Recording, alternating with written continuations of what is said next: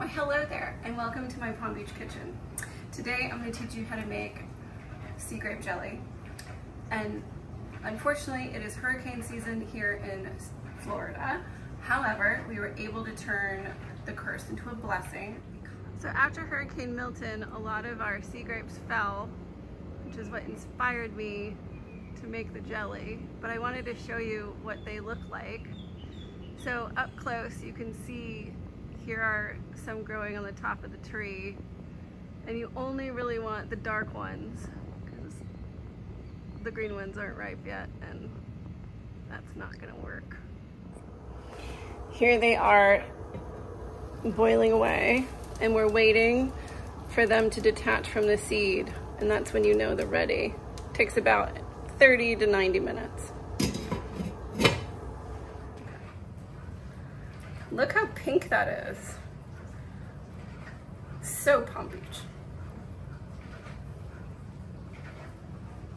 So, this is the last of it, and we're just squeezing it with our cheesecloth that I have now cut in half because it was way too big. And you just really want to get all that juice out of there. Keep squeezing.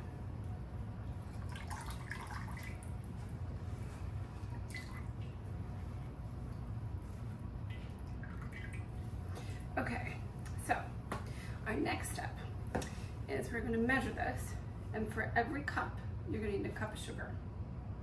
But I think that's too much sugar, so maybe half a cup of sugar.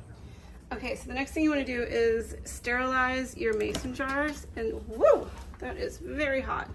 So that's what we did, and they are ready to go. Okay, so we've put our 4 cups of sea grape juice, 3 cups of sugar, and a packet of pectin in here. We're waiting for it to do a rolling boil, and then we're gonna fill it in our sanitized jar. And then the next step is we have to put all the jars in a pot and boil them for 10 minutes so they seal, and then we're done. So this is the rolling boil that you're looking for.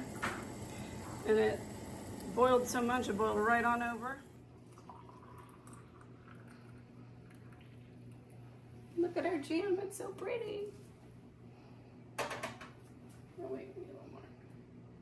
This step is the most important because you don't want to give anybody botulism, but you need to keep this at a boil for 10 minutes. We're almost there.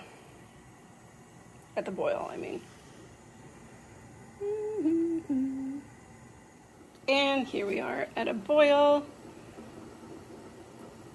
That's what it looks like. And we are finished. Here is the final product. Yay!